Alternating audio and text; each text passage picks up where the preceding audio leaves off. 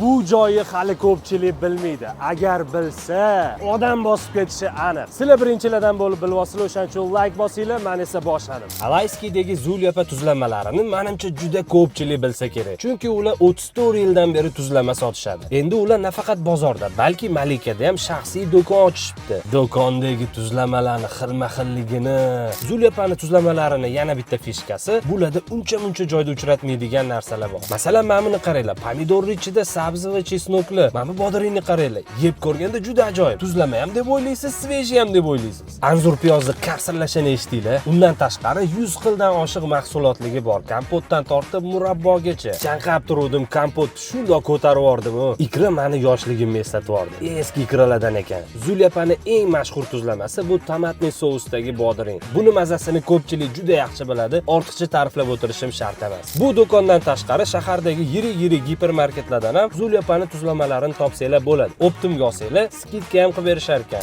Lokatsiya ham juda zo'r. 3-raddomdan Malikaga qarab yuraverishda o'ng qo'lda. Ertalab 8 dan kechki 12 gacha ham ishlashadi. Bu videoni tuzlamasiz ovqat yemaydigan tanishlarga jo'natib qo'yamiz.